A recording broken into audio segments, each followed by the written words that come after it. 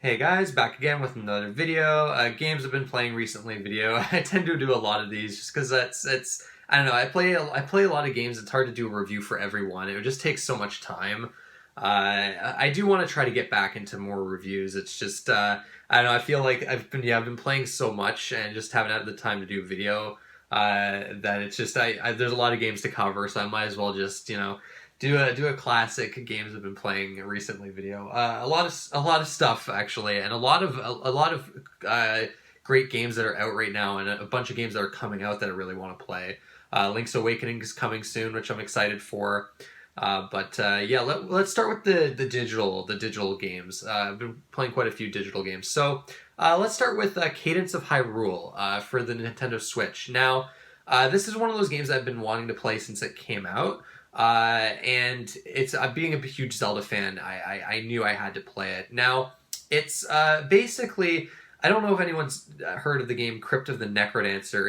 It was a fairly popular indie game that came out a few years back. Kind of like a roguelike rhythm game. I never did play it. It always looked pretty interesting to me. I love rhythm games. Roguelikes, not so much. I've really tried to get into roguelikes and they just don't do it for me. I need some kind of permanence to them to keep me invested. Actually, a decent amount of permanence. Some roguelikes have like little bits of permanence, but like something like Binding of Isaac, where the only permanent thing is that, oh, this item has a higher chance of appearing in later runs. Like that's not good enough for me. I need a little more than that. So I think the roguelike part of it is why wasn't too interested in it. But when they announced Cadence of Hyrule, they showed that the structure of this game was going to be a little different. So it plays out like an old school Legend of Zelda game. It's probably most similar to Link to the Past, where you have your giant overworld map. Well, I guess maybe the original Zelda is a better reference point because you can go anywhere you want right off the bat in this game. You can tackle any of the dungeons in any order that you want. You just have to do all four of them to access the final dungeon. And basically, it's like Crypt of the Necrodancer in the sense that it's a rhythm game. You're basically moving to the beat. And the enemies all move to the beat as well. So it's kind of like this, there's this ebb and flow to battle in this game. And depending on the different weapons and items that you have, they kind of change different things. So you can attack in the middle of a beat with a certain item. You can like freeze enemies with other items. The bombs I thought were really useful in this game to get rid of like some of the armored enemies. And it's one of those games that's weird where it's got like an inverse difficulty curve. It was fucking hard as hell in the beginning because you only have 3 hearts. You have like no upgrades, no items. There's a lot of basically heart pieces are permanent in this game. A lot of the items are permanent as well, but it's got some roguelike elements in the sense that your currency, your rupees, basically disappear after every run, and a lot of your weapons will disappear after every run. So there's definitely some roguelike elements, but there's a lot of permanence to it too, which is I think what kept me hooked. And then the fact that you can actually get this game finished, fairly quickly. It only took me maybe like 5 or 6 hours to finish, and I got pretty much every upgrade and heart piece in the game. I think I was missing maybe a couple things, but it's really hard in the beginning because you have to get kind of used to how the game works, the rhythm system. You have to really take your time and kind of like learn enemy patterns, but depending on what the music is. Fantastic music, by the way. All these amazing remixes of classic Zelda songs. I mean, come on, the Zelda series has some of the best music in video games ever. So, I mean, it's absolutely fantastic here. Gorgeous art to it, amazing pixel art. It looks like a Link to the Past a bit, maybe like obviously higher fidelity, but it's a great looking game as well. But the beginning is really tough. You're getting used to the rhythm. You're dying really quickly. There's just tons of enemies on every screen. So you're kind of exploring, and I would die constantly. I was just dying over and over and over again. Eventually, I got better at the game, though. I started to learn the enemy patterns. I started to get better weapons. Once you get like the spear type weapon, oh man, then you have longer reach, so it really helps out. And then I was on a certain run where I did all 4 dungeons in a row without dying. I had this amazing run where I was just getting really lucky, and I was picking up tons of upgrades, and it's super satisfying when you have that really successful run. And then I got to the final dungeon, and then I started to get my ass kicked again. They just throw so many enemies at you. It's kind of crazy. So yeah, it's this weird inverse difficulty curve where the middle of the game was like incredibly easy, and the beginning and ends of the games were pretty tough. Great boss battles. The boss battles were a ton of fun in this game. You can even turn on a fixed beat mode, so you don't actually have to play to the music, where enemies will only move when you move. Regularly, they'll always be moving to the music. I played with the standard mode, but for those that aren't really great at rhythm games and can't really quite get used to it, you can turn on that fixed beat mode, which is really cool. So it's definitely an accessible game once you kind of get into it a little bit, start getting some more upgrades. I had an amazing time with it, and it kind of leads me to the next game. It's one of the best games of the year, as far as I'm concerned, and it got me in the Zelda mood. I was just, after finishing this game, I was just like, oh man, I need to play a Zelda game right now. I am just, and Link's Awakening is just too far away right now. I need a Zelda game. So I went back to the Wind Waker, and now the Wind Waker is a game I haven't played since the GameCube. I played it maybe like a year after release. Loved it then. It's always been one of my favorite Zelda games. I just really adore the sea exploration in that original game. It's definitely a flawed game in its original state, but I never played the HD version. I have it on my Wii U, and I remember getting it for free because when you bought Mario Kart 8, they gave you like one of 4 free games. I always remember this because it was like Pikmin 3, Game & Wario, Nintendo Land, and Wind Waker. And I was like, oh, I might as well get Wind Waker. I'll play it eventually. And I finally played it, and I finished it. It took me, I don't know, I forget, I don't know. There's no like in-game clock. It probably took me like maybe 40 hours. I did everything in the game, with the exception of the photo quest. So Wind Waker was like the last time where you could Wind Waker was like the first time where you couldn't reasonably 100% the Zelda game. There's the one side quest where you got to take a photo of every single NPC in the game, and it's incredibly tedious. It takes forever, and it doesn't give you any kind of reward whatsoever.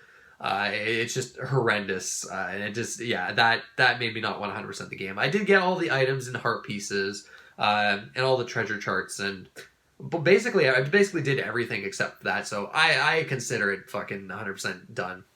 And man, the Wii U version is like the definitive version, honestly. Like, I don't think you could possibly go back to the GameCube version.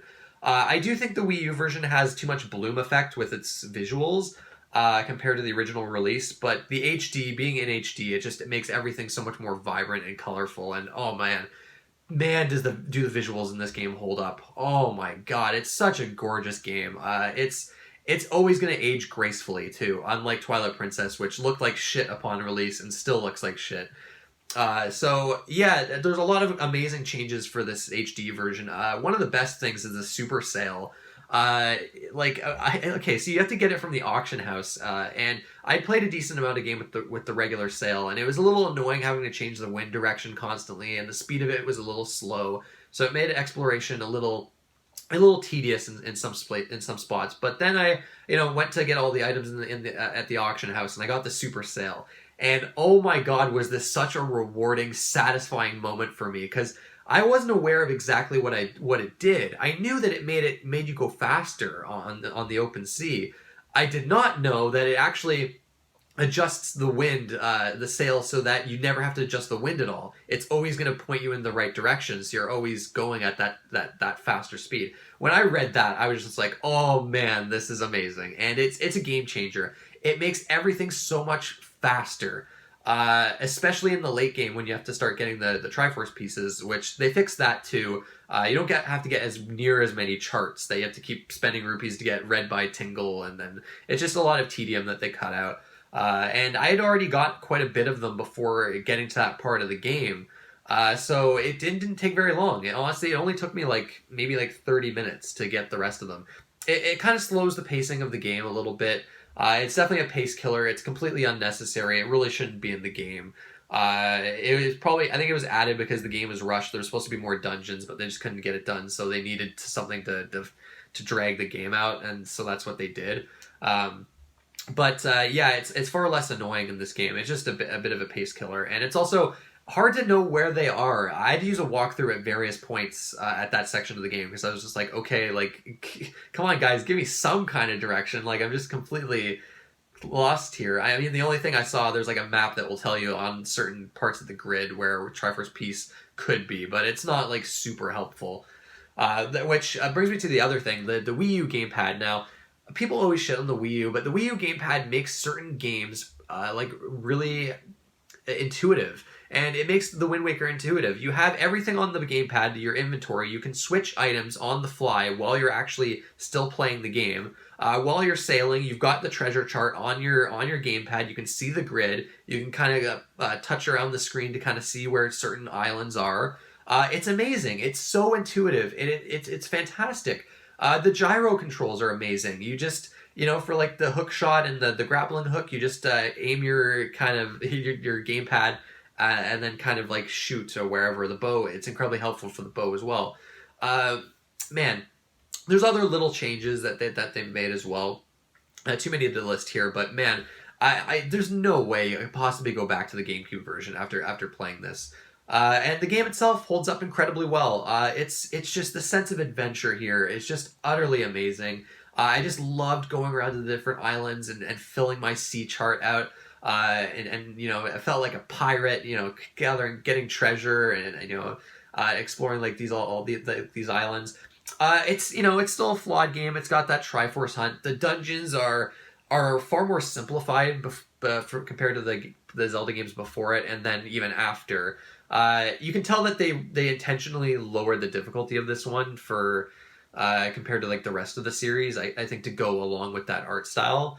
The Earth Temple was really cool. I loved the Earth Temple, but the Wind Temple was a little tedious, and then the first 3 dungeons are just really linear and simplistic. The bosses are all right. They're not especially interesting, but the exploration for this game is what I think makes it special. It's just really rewarding, even though a lot of the islands are kind of, there's not really much going on. I think they could do a lot better with this kind of concept, and in a way they almost kind of did with Breath of the Wild, just instead replacing the sea with just this giant open world. But I don't know, I'd like to see them go back to this style of game, not Phantom Hourglass, fuck that game. Like just a bigger, this kind of like sea exploration kind of game, but with a bigger scope and more to do and bigger islands. I think you could easily get another Zelda game like this and have it be really good.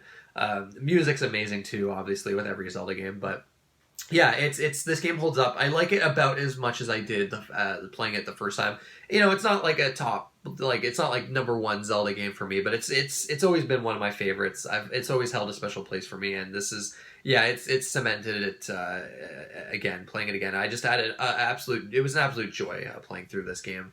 But moving on to the next game, Hat in Time on PS4. I played this. And I had heard really good things about this game. It came out close to around the time Mario Odyssey came out. I think Mario Odyssey kind of like overshadowed it. But I've always heard people just completely rave about this game, saying it's one of the best 3D platformers to come around in a long time. So I had a lot of hype going into it. And I'm one of those people that actually liked Ukulele. I can't defend the game too much because I think that game definitely has some serious problems. It also got worse the more you played it. The later worlds, like the first 3 worlds in Ukulele are really good, and then the casino one and then the world after that are pretty terrible. The new Ukulele, by the way, looks amazing. They're going back to like a side-scrolling platformer, and it actually looks fantastic. I'm actually looking forward to that. But anyways, I had time. I was actually really looking forward to this game, and apparently I'm like in the extreme minority here. I don't like it. I finished it. I did the bare minimum to finish this game. Like you need like I think 25-hour time pieces, and I think I got like 25. Yeah, I think I got like the exact amount because I just wanted this game done. I really did not care for it. I think it starts off okay. The first world's not too bad. So it's there's not much of a plot for it, but it's it's a fairly standard 3D platformer. But the worlds can be kind of creative with like their concepts. The first world's a pretty typical like 3D platformer kind of world. It's really big. Like there's a lot to it, but at the same time it feels kind of messy. It just feels like everything's just kind of like I don't know, thrown together like without any kind of cohesion. Like the environment just feels very I don't know, random. And it's I don't know, but I kind of enjoyed the first world because it was kind of I don't know.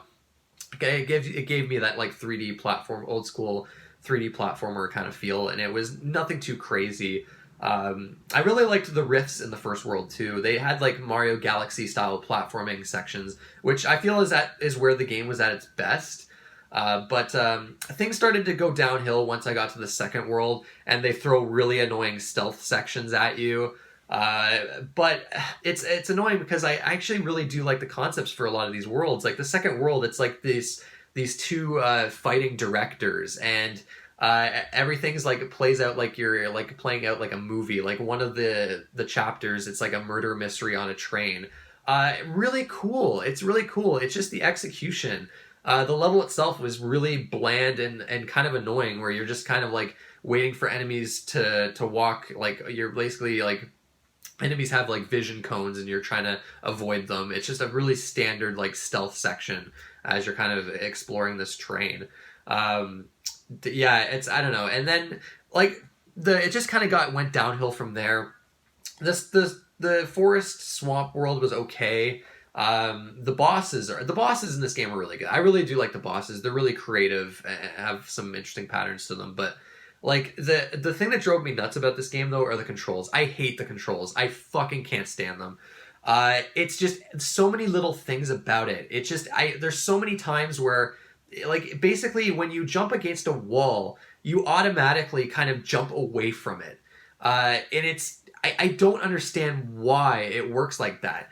And it really makes like clinging on to things really annoying. And there's a lot of times where I just won't, my character just won't grab onto things. I jump onto it and nothing happens. I just fall.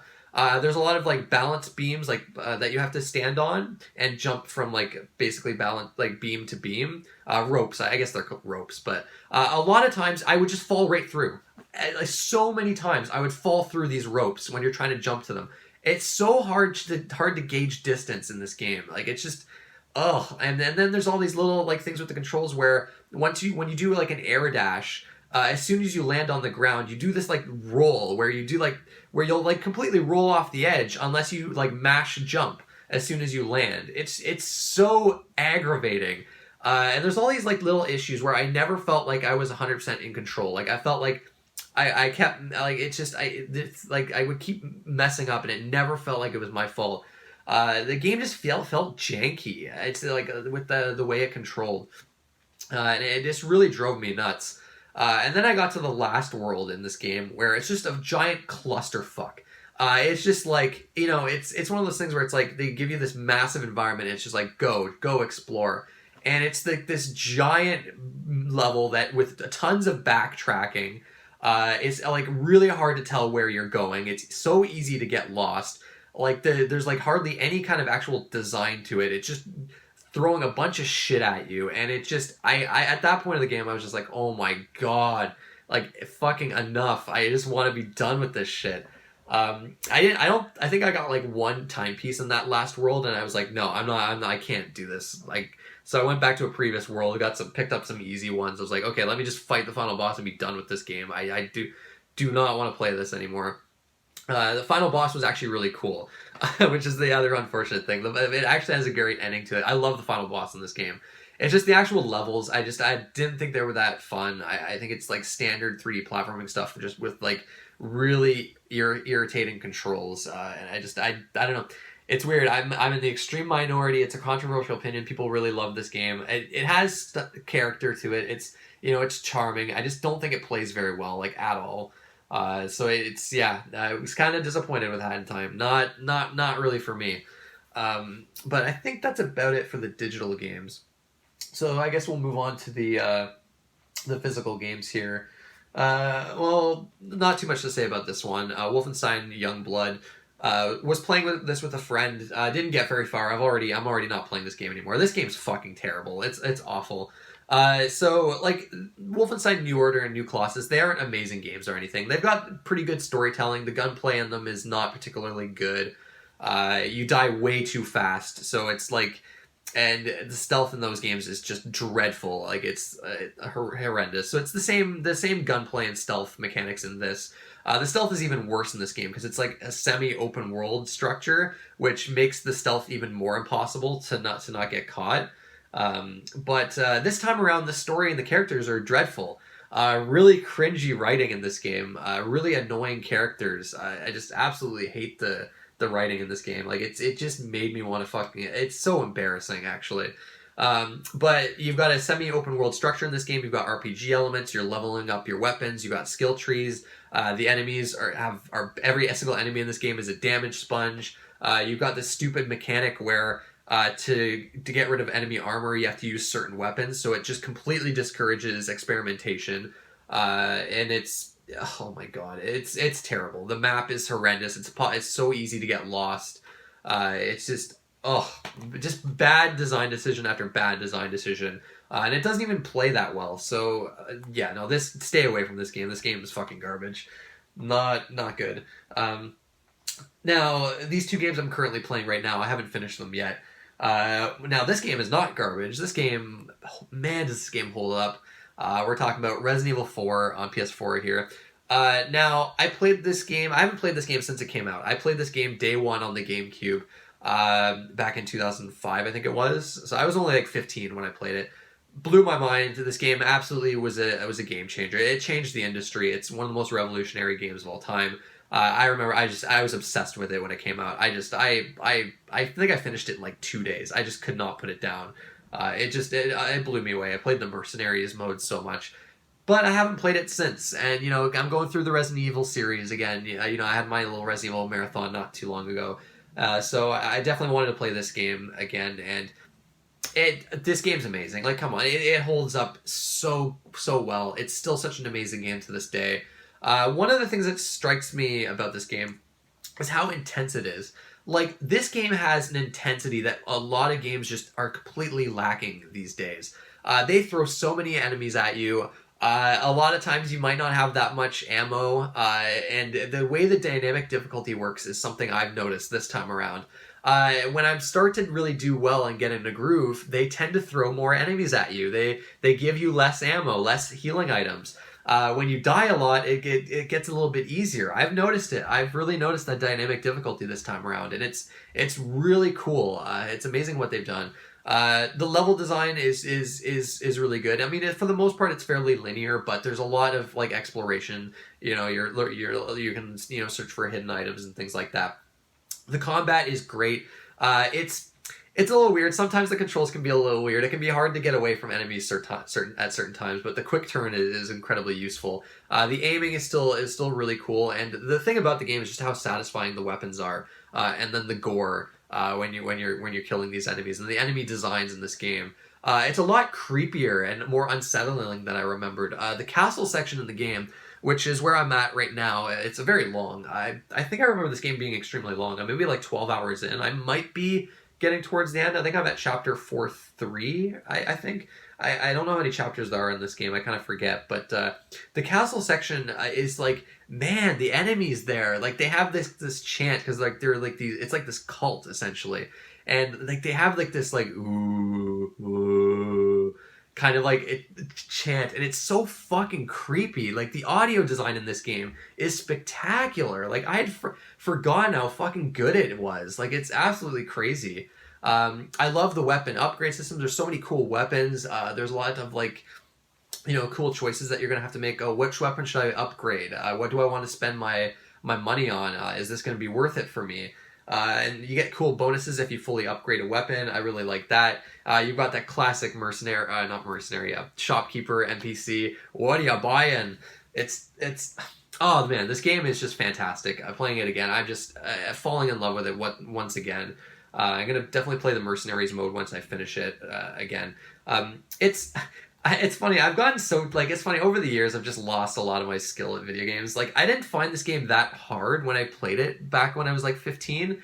I'm struggling with it a little bit more this time around. My aim and my reflexes are just not what they used to be. Apparently, I've died quite a bit playing this game.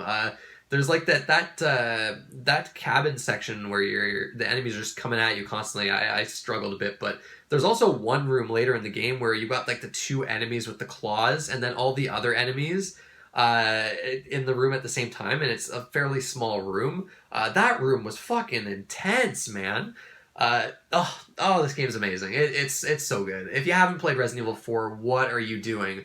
Play it. It's still so good. It still holds up like easily. Yeah, no, like this game, one of the best games ever made. Flat out. It's amazing.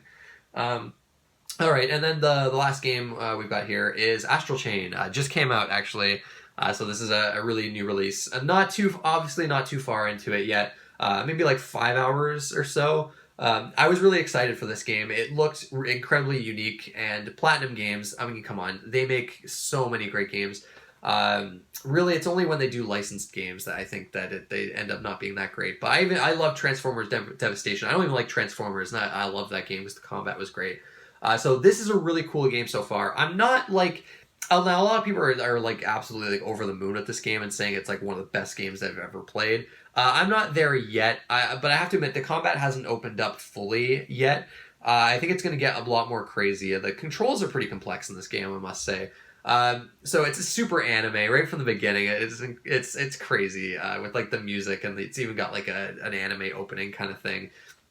But the story's not doing much for me right now. That's like the one part of the game that I'm kind of iffy on, which I kind of expected. Platinum Games, I love them. They're one of my favorite developers. Other than Nier Automata, they've never made a game with a good story ever. Nier Automata, the reason why that had a good story is because Yoko Taro did it. This is more story focused than a lot of their games. There's a lot of cutscenes in this game, and a lot of dialogue, and it's not really working for me yet. But the combat is really fucking cool in this game. It reminds me of like Wonderful 101 mixed with like, I guess, Bayonetta.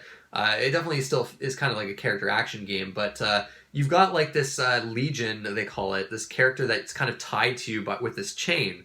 The Astral Chain, obviously, and you can kind of like wrap this chain around enemies to kind of like stun them and attack them that way. You can do like these chain jumps. You're getting all these different abilities as you progress throughout the game, and it's really cool. And they're kind of like attacking the enemy as you're attacking the enemy, so it's like you're kind of controlling two characters at once. And Wonderful 101 kind of had this going for it as well. So it's kind of like almost like an evolution or a different like version of that. So it's really cool. I really think the combat system is a lot of fun in this game. Incredibly flashy. This game is super over the top, like a lot of Platinum games are. The music is phenomenal. Holy shit, is the music good in this game?